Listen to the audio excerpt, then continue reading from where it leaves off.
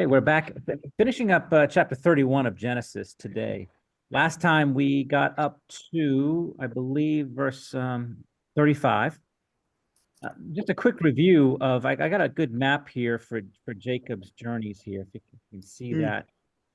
Um, we're going to start right back here in Beersheba, and back in Genesis 28 is where the story begins.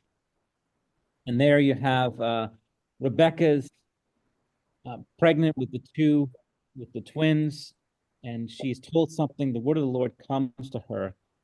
Do you remember what that was? What did the Lord tell her when she was pregnant with these twins?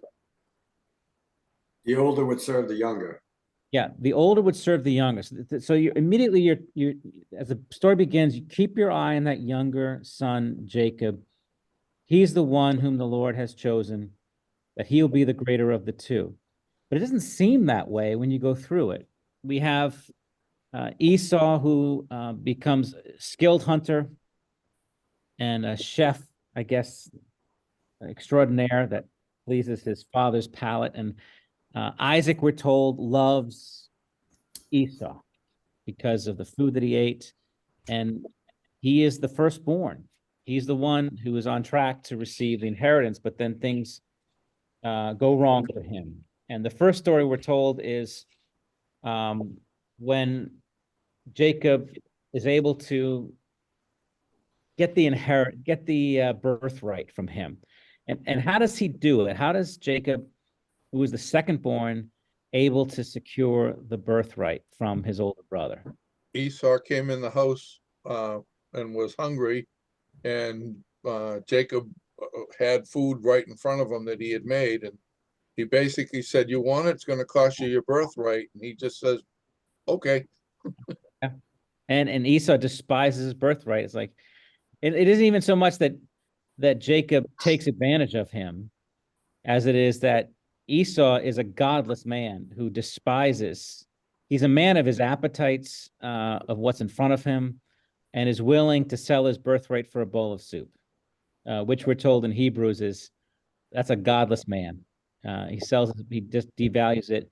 And then the second part of the story, we move ahead, we find out that Esau is got some problems, and so he does something that greatly troubles his parents, brings them a lot of pain. What does Esau do? Marries the Hittite woman. Yeah, as if one wasn't enough, he marries two Hittite women, women of the land, who they were really to be distinct from. If you remember, Isaac was not to get a wife from the land, but Esau does, and so that brings them great grief. But even with all that, Isaac is determined to bless him and to give him the blessing that would go along with the birthright. However, Isaac is deceived into doing the right thing. And how does that happen? How does Isaac end up giving, even though his intent was to bless Esau, how does he end up blessing Jacob? Mom always knows what's right. Yeah, that's right. Rebecca interferes, right? And she's in line. She knows the word of the Lord. And she's determined to make sure that this happens, that Jacob gets the blessing. And so it's a strange thing, because it's one of it should have been the easiest scam to discover. And yet Isaac is completely fooled by it. As Jacob, his son, comes in, speaks to him, but he's dressed in Esau's clothes, and he has goat hair on his hands, and that's enough. That's enough to deceive him. Isaac is deceived, and again, we're the way the story is told, it is not Rebecca or Jacob that is condemned, but really the one person who comes to repentance is Isaac, as he says, he blesses him, and you remember what he says after he blesses Jacob? And he will be blessed. And he will be blessed. He acknowledges it there. But of course, Esau is not too happy about this. And what's Esau's response to not only having sold his birthright, but having his blessing, which really wasn't rightfully his anymore, being given to Jacob. He wants to kill Jacob. Wants to kill his brother. So now the mother has a plan. Rebecca's plan is we're gonna tell I can't stand these Hittite women. They're driving me crazy. I don't want Jacob to marry someone from the land. And so Isaac comes up with the idea, well, send him to Haran, to your brother, and there he can find a wife. All right, so they're in Beersheba when all this is happening, and Jacob leaves, flees his home to go up to Haran, and his first stop is in Bethel, and something of great significance happens in Bethel. You remember what that was? Yep, he sleeps on a rock and he sees a vision. Sees a vision. Yes, he has a dream, and in the dream, what does he see? Angels. Yeah, go ahead, Bob. Angels coming up and down a ladder from heaven. Yeah, there's a staircase or a ladder from earth to heaven, and angels are ascending and descending, really showing this is a connection that God has made with us. And this, remember that's the vision that Jesus references in John 1. You will see the angel of God ascending and descending on me, on the Son of Man. But God has made a way, reconnected with us. Jacob then builds a pillar there and says, and God there promises Jacob, I'll be with you. I'll bring you back to your land. And the blessings that he promised to Abraham and Isaac, he's giving to Jacob. So he reaffirms his covenant. So that he moves on from there and he heads now way up to Haran, crosses the Euphrates River and goes to Haran. And he is there now for, do you remember how many years he's up here in Haran? Wasn't it like 20? 20 years he's there. Yes. He works 14 years for his 2 wives. And then 6 more years he works and gathers wages. So think about that, 14 years of free labor to Laban, just to receive the 2 wives that he has, Leah and Rachel. He has, up here, he has, how many children did he give birth, did his wives and concubines give birth to during those 20 years? Do you remember? Well, 13. oh, 13 with Dinah, yeah. The correct answer is 12 with Dinah. Oh, sons, not Yeah. children. No, 11 sons and 1 daughter. Benjamin hasn't been born yet. Oh, Benjamin comes later when they get to, I believe, Bethlehem, or no, when they get down to the promised land, and Rachel will die during that time, but Benjamin's not yet born. So we have 11 sons and 1 daughter, Dinah. We won't go through the names of the sons again. So, and then he leaves, and last off we left off where he sneaks out, and Laban pursues him. God then threatens Laban in a dream. Don't you dare lay a hand on this man. And then he comes in there, and remember, one of the themes was that Laban used divination, and he worshipped other gods and used divination to determine things and directions. And he's a powerful man, but his household gods that he looks to are powerless in this conflict. And where do the household gods end up in this story as God is sovereignly working and moving and shaking everything? The household gods, where are they? Rachel's got him. Yeah, Rachel's sitting on him, right, in the tent. And it really just shows forth the impotence of the gods when the Lord is at work. So that's where we left it off last time, where Rachel is hiding them under her saddlebag under her, and she won't get up because she says, it's that time of month for me. And so Laban searches, he can't find the household gods. Now, Jacob's response we pick up is in verse 36. So I'm going to do a little page break here, and we'll read that. So Bob Thomas, would you get that paragraph for us, 36 to 42? Is that big enough? Yep. Then Jacob became angry and berated Laban. Jacob said to Laban, "What is my offense? What is my sin that you have hotly pursued me? For you have felt through all of my goods. For you have felt through all of my goods. What have you found of all your household goods? Set it here before my kinsmen and your kinsmen, that they may decide between us two. These 20 years I have been with you. Your ewes and your female goats have not miscarried, and I have not eaten the rams of your flock. What was torn by wild beasts I did not bring to you. I bore the loss of it myself. From my hand you required it, whether stolen by day or stolen by night. There I was by day, the heat consumed me, and the cold by night, and my sleep fled from my eyes. These 20 years I have been in your house. I served you 14 years for your 2 daughters and 6 years for your flock. And you have changed my wages 10 times. If the God of my father, the God of Abraham and the fear of Isaac had not been on my side, surely now you would have sent me away empty-handed. God saw my affliction and the labor of my hands and rebuked you last night. Jacob in this passage now recounts 20 years and his experience that we haven't really been told much about. We haven't told much about any of these things. Now it's coming to light for us to see what his experience has been. So 20 years, we'll call this in exile. And the first part is, I want to divide it into 2 categories. One is Jacob's righteousness, and the second is Jacob's suffering or affliction. Call it affliction.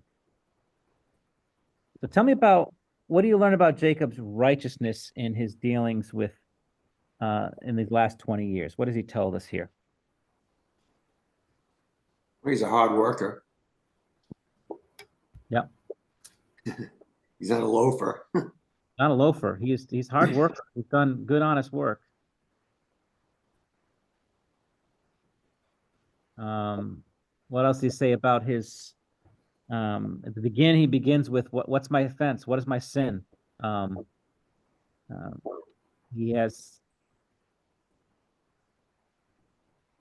He's laying it out there. What is my sin that you've hotly pursued me for these things? I've been a hard worker. What else does he say about himself that he's done?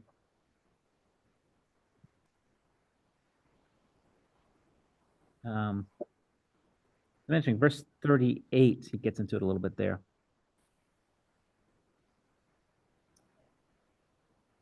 Well, he properly took care of his animals and didn't and bore any losses on himself.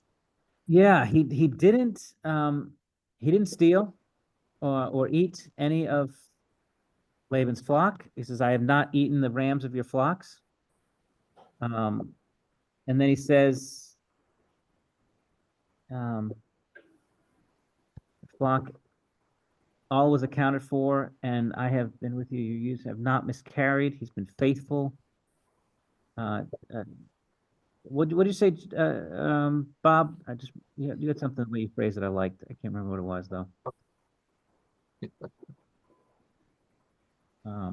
He took care of the animals properly, and he bore the burden of any losses. Yeah, the proper care of the animals, and then he bore the burden of any losses that may have happened, whether they're not even his flock. And so they were stolen from him, not by any fault of his own, but things happen. A wild beast attacks, and he has to bear the loss himself. It's like, he's the manager of the store, and a gang of thugs breaks in, and then the poor manager has to pay for all the losses, as opposed to it should be the owner who's sort of like, that's the risk of having a store. It's not his fault, and yet he bore them. Then he talks about his affliction. So we see he presents himself to us, and we take him at his word in the scriptures here. We take him at what he says, that this is the truth, that he really was a righteous man, honest, not stealing, caring properly for it, conscientious. He bears the burden. He does everything that's asked of him. And yet, how is he treated? Changed his wages were changed at the whim of his father-in-law. Yep. 10 times, yeah. 10 times he changed his wages.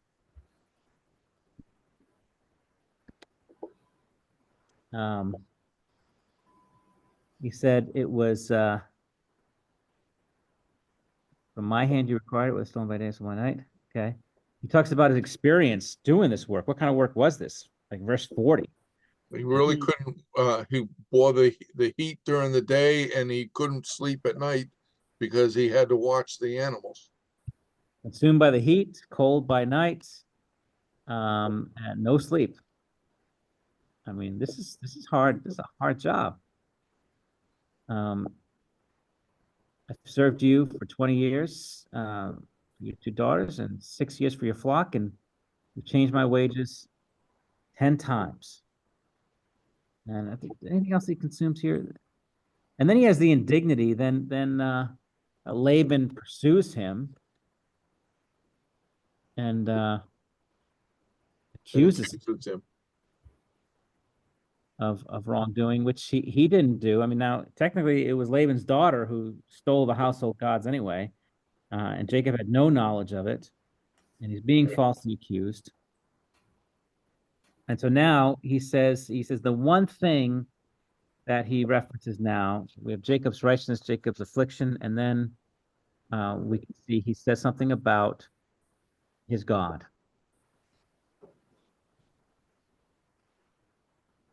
Because his God saw that he was right.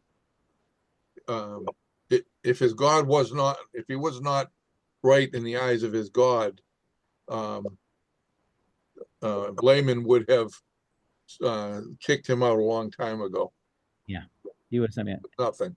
yeah. So if basically God, the God of Abraham and Isaac, God of Abraham, and the fear of Isaac. That's interesting.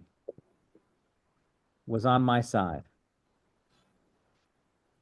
And God has rebuked Laban because of my affliction. All right. I'm curious, what do you think about that phrase, the God of Abraham and the fear of Isaac? Well, Isaac was a powerful man, so it'd be right to fear him or to wrong him. Yeah, but God is the one who's called the fear of Isaac. It's an interesting phrase. Yeah, Well, Isaac's afraid I of was him. reading it as the fear of Isaac, that Laban had the fear of Isaac. No, Laban didn't. Laban has no interaction with Isaac at all. If you remember, it was Abraham's servant that went up and got Rebekah for him. So when it says, let me see if I can find it here, the God of Abraham and the fear of Isaac. I wanted to see. Well, if Isaac didn't have a fear of God, then he would have. He knew that he had been deceived, and if he didn't have a fear of God, he'd have just, canceled what had happened and put his blessings where he wanted them. Yeah. But because of his fear of God, he said, "No, this is right," and that's why Jacob has what he has. That's why Jacob is where he is. Yeah, and the fear of Isaac, it's interesting. It is God who intervenes and brings fear into Laban as well as to others. So here's a little note on it. The term fear as a metonym is clearly a substitute for God. Yes, that's what the Reformation Study Bible says. Yeah. Possibly since Isaac treated God with reverential fear, God could be designated as the, quote, one feared, or the fear of Isaac. Another possibility is the idea that Isaac's God induced fear in others, such as Abimelech the king. And if you remember, there was a lot of interaction that Isaac had where I think Abimelech says, we're afraid of you, and he sues for peace with Isaac, even though he's the king and has all the power, yet he's the one who's has a fear of Isaac and because of God. So it's an interesting phrase here. The Reformation Study Bible says the fear of Isaac means the awesome one of Isaac. Yeah. The awesome one of Isaac, referring to God. It's Isaac's fear. The awesome one of Isaac. Yeah, and it references see verse 53 and note, whatever that. 53. I don't have a note on that one. Okay. Well, we'll get to that. All right, let's pick it up there. Elizabeth, you want to get the next paragraph for us? 43 to 50. Then Laban answered and said to Jacob, the daughters are my daughters, the children are my children, the flocks are my flocks, and all that you see is mine.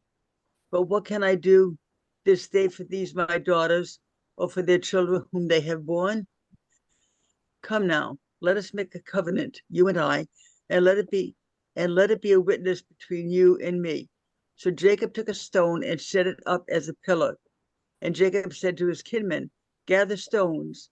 And they took stones and made a heap, and they ate there by the heap. Laban called it Jagar Shahaduda, but Laban called it Jehar Jabadullah, but Jacob called it Gilead. Laban said, this heap is a witness between you and me today. Therefore he named it Galeed and Mizpah, for he said, the Lord watch between you and me when we are out of one another's sight. If you oppress my daughters, or you take wives besides my daughters, although no one is with us, see, God is witness between you and me. Okay. All right, Laban's response. What does he say? First, let's start with 43. What is he saying here? Verse 43. He's taking ownership. The daughters are his daughters, the children are his children, and the flocks are his. He's saying my flocks. All that you see is mine. Basically, everything that Jacob has came from Laban. The daughters came from Laban. All the flocks, all his possessions came from Laban. Children. Yet he acknowledges something. What can I do? Hey, what can I do? So he kind of he submits here. And what does he then propose? Which we saw before. We saw that with Abraham and with Isaac, with these great kings coming to him who are suing for peace, who are coming and saying, okay, let's come to a treaty here. And so Laban does the same thing. He wants to now, let's make a covenant. And let it be a witness between you and me. So now he's treating Jacob no longer as his servant, his slave, or even his son-in-law, but now as someone, a force that he needs to have peace with. So this is really sort of Jacob's family now coming into its own. Sort of he's leaving Laban. It's sort of the birth of Jacob and his family as they're setting off on their own now, and they're going to enter to covenant. I want to come down for a second here. You can see where things are happening. So he was in Haran. He's in Haran. That's where he served 20 years. And then he sneaks away. He crosses the Euphrates and he heads down, and it's here down in Gilead, or in Gilead, I guess, is where Gilead is where Laban catches up to him. So all the things that are happening in our story are happening right in this area here. This is where Laban catches up to him. And then he'll be moving on from there. So in this area, what is the the covenant. Now, they do a little covenant ceremony. And how does it work? What happens in this ceremony? Well, they always have some kind of a monument, so there's a pillar, a stone, and you see that all over the place. Every time the big event occurs, they build an altar, they put a pile of stones out of the Jordan River. Here it's a pillar of stones, and they celebrate peace with a meal. Okay. Gather stones, pillar of stones here. They made a heap, and they ate there. Jacob and Laban eat. What's the significance of eating together? Same thing as we do this weekend. What Celebrate peace with a meal. Yeah, it's a peace meal. You don't eat with your enemies.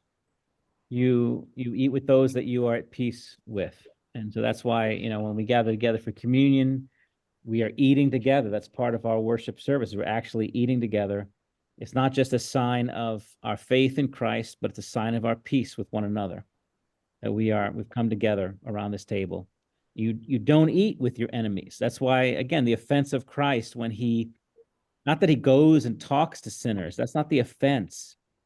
It's that he ate with sinners, that he embraces people like this, that the Pharisees wanted nothing to do with, and he embraces them as his own family, his own people. That's the offense of it. But here, Jacob and Laban, they eat together. They are at peace with each other. And this is going to be a sign of that. And then they call it different names. So Laban calls it a Jegar Sahadutha. I think that's how you pronounce it. Could be a different way. But what does that mean? I think we have some notes on that, do we not? Me and you, literally. Me and you? Oh no, I take that back. Okay, they both mean the same thing. Mhm. It's Aramaic. Jacob calls it Galid, Delete. and that's Hebrew. And they both mean witness heap. Yeah, the heap of witness. This heap is a witness between you and me today. Okay, and Mizpah means watchtower. Mizpah means watchtower. I wonder if that's where the Jehovah's Witnesses get it, the term from. Tower. All right. And what's the covenant here? What is the promise? Every covenant there's a promise being made. What's the promise being made? Let's read that one more time here. That Teresa, they won't cross over and threaten each other with bodily harm. yeah, so let's see what it says here. This heap is a witness between you and me today. Well, he said, the Lord watched between me and you when we're out of one another's sight. Okay, so Jacob, what is the promise of Jacob? Jacob has promised not to marry any more women and to take care of the daughters. Yes, promises not to marry any other wives besides his daughters, and not to oppress Laban's daughters. Mhm. Okay, going to be a good husband. God is a witness between you and me.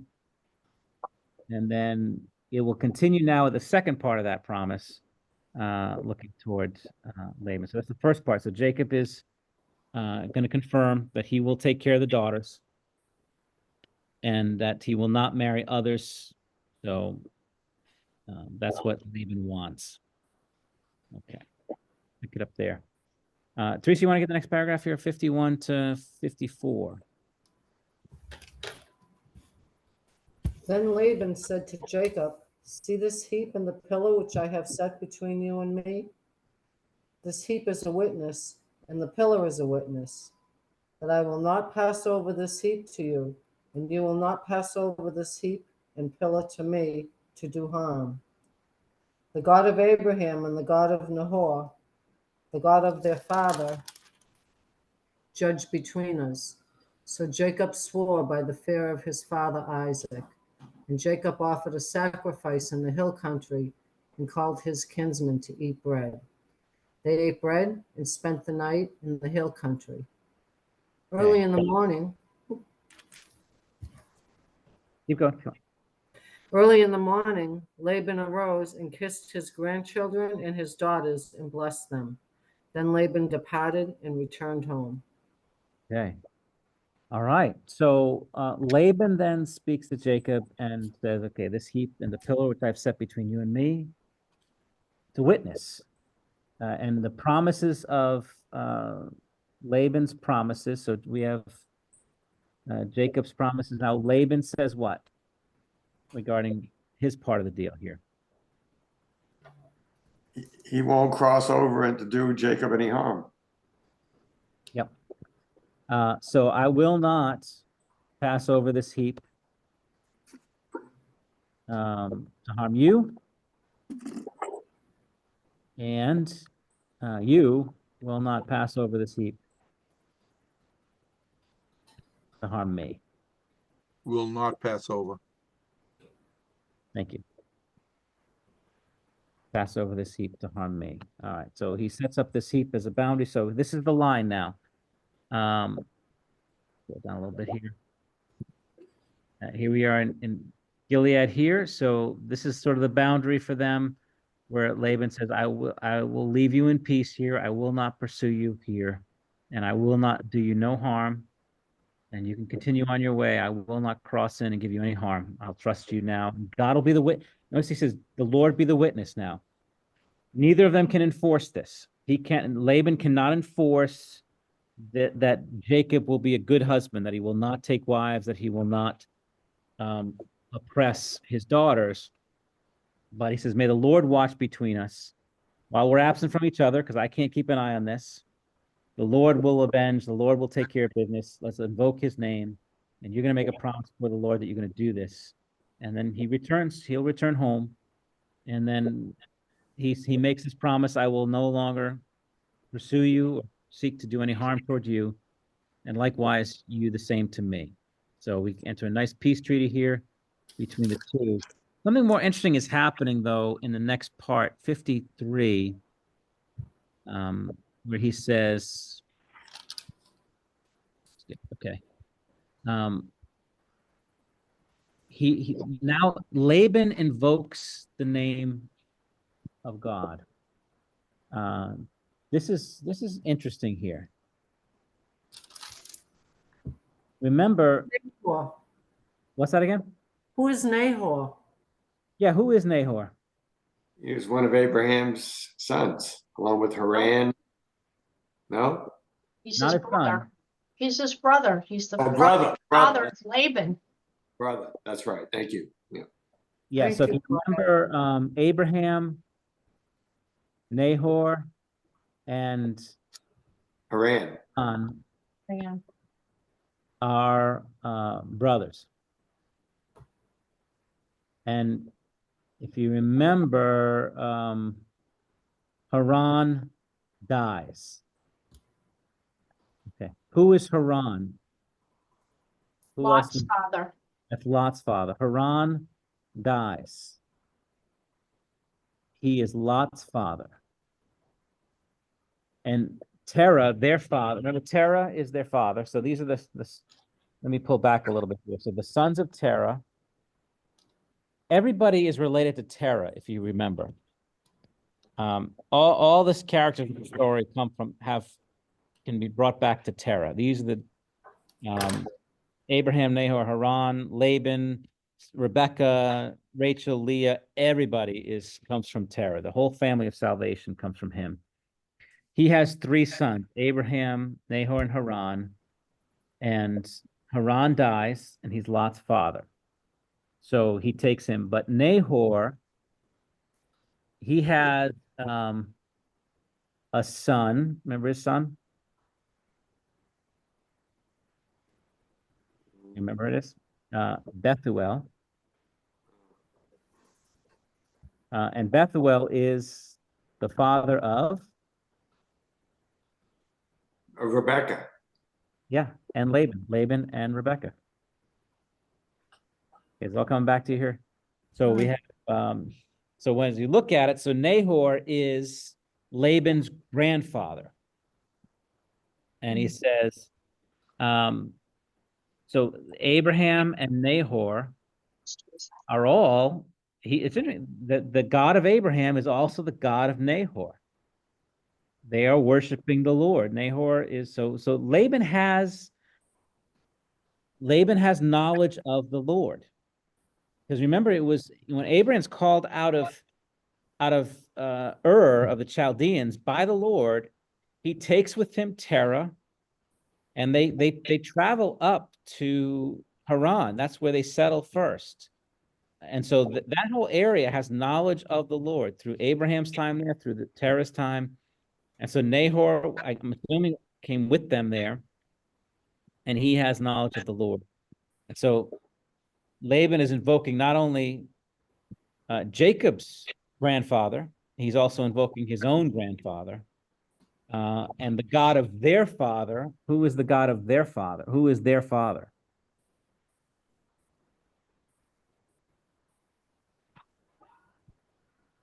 So the God of Abraham and the God of Nahor and the God of their father, who's the father of Abraham and Nahor? Terah. Yeah, Terah. That's the Lord. That's how he's going to be known to us here. He invokes the name of the Lord. May he judge between us. You'll notice he does not call upon his gods at this point. Laban's is invoking the name of the Lord in this whole covenant ceremony. There are no other gods here. And we know that Laban had been dealing with gods, household gods of all sorts. But for this covenant now, it's like those gods are gone. And so this might be, in one sense, you could say this is sort of the conversion of Laban. There's something happening in him where he has encountered the one true God, and he seems content to put away the gods, to not pursue them any longer, and he lets them be, and he sees how impotent they are, and he enters into covenant with God's man Jacob and invokes Jacob's God. It's not unlike when Ruth and Naomi, if you remember that. What does Ruth say to Naomi when Naomi is going back to Israel, and Naomi's telling Ruth, "Don't follow me. You stay here with your family. I have nothing for you." Remember what she said to her? I know, Elizabeth, you know what she said. Your Oh, God, yes. your God would be my. Yeah. Yeah, Adam and I had that at our wedding ceremony. Where thou goest, I shall go. Where thou lodgest, I too shall lodge. Thy people shall be my people, and thy God, my God. Yeah. Amen. Amen. Right? That's Yes. exactly right. That's what Ruth says. It's like your people will be my people. Your God will be my God. And this is sort of what's happening now with Laban. It's like he's been at war with his son-in-law. He's been his enemy, and he's been serving other gods. And now he's found peace with him through this whole endeavor, through what God did, not through anything Jacob did. He says, basically, in a sense, your people are my people. We are one, so you take care. And he invokes the name of the Lord, the God of Jacob's grandfather and the God of his grandfather, and the God of both their great grandfather Terah. And may he judge between us. And so that's really, it's a significant moment for him. That's why you will never, this is the end of the story with Laban. I don't think we see him again after this. But he leaves it with really a wonderful taste. And as what happens, how does Laban's story end with him? Early in the morning, Laban arose, kissed his sons, and split. The end of Laban's story, it says a couple things. What does he say he does? He arose, Kissed his grandchildren and his daughters and blessed them. He kisses his grandchildren and his daughters and blesses them. Again, the final sign of peace. Again, that the kiss of peace. He in the blessing, and then Laban departs and returns home. Okay. And that's where we leave it off here. We'll continue on, but I want to just make a few notes about the story of of the way of God and how he works. So a couple things I want to highlight in Jacob's story. We're going to continue the next chapter of the story. He's got some more dealings to go. His next, I don't know if you know who he needs to encounter next after this. Who's coming up? Esau. With Esau. God. He's got to come back to Esau now and deal with that. But here we have God's man, Jacob, and this is his journey. It's really, you can see it's a journey of sanctification. It's his journey becoming the man of God. He is chosen by God. God says, I'll be with you. And what does God's being with him mean? Does it mean that Jacob has no troubles, that everything goes his way, that he gains prosperity and riches and wealth and health and everything is good? Is that what it means? No. Not at all. I mean, in these last 20 years, it's meant his dealing honestly and suffering for it. It's meant for the last 20 years, he has worked his tail off. He has done everything above board. He has been faithful, and he's suffered continuously for it. He's been taken advantage of, and he has suffered physically, no sleep, consumed by heat, cold. He has suffered financially. He's had to pay for any losses that have happened. He's been cheated. He's been wages changed 10 times. Consistently lied to. Consistently lied to and deceived. Everything was just, and yet he acknowledges God was with him. How does that work? How can we say that God was with him when he suffered so much during that time? Because he says he would be, one thing. Says he would be. Yeah, all along the way, it was God took care of his needs throughout this whole time. Everything he touches does well. Yeah, eventually, yeah, it comes around. And so he gets this stolen from him, and the Lord provides another way. So he changes the wages. He says, all right, I'm going to take you can have the speckled sheep. They're your wages, and everything comes out speckled. And then he changes it again, says now they're black, now everything comes out black. Now they're the white ones, and everything comes out white for him. And so he's slowly, over time, God's taking the evil intents of Laban, working it for his good. He then has to flee for his life. I mean, he's scared, as he should be. Laban's powerful, and he flees. And only because God intervenes and rebukes Laban in his dream, and only because God was by his side. He says, if that hadn't happened, I would have been sent away empty-handed. I'd be homeless. I'd be in trouble, big trouble. Maybe even dead for all we know. So that's the first part there. So we have that suffering, but the second part is interesting of the story is how this way that not only is Jacob provided for and God takes care of him. He's growing now like Abraham had to do, like Isaac had to do. He's learning to trust the Lord and that God is faithful to his promises. And he's also learning through this how God brings peace even to his enemies. And God intervenes in a way that doesn't destroy Laban, but actually brings him to a place where he has peace with Jacob.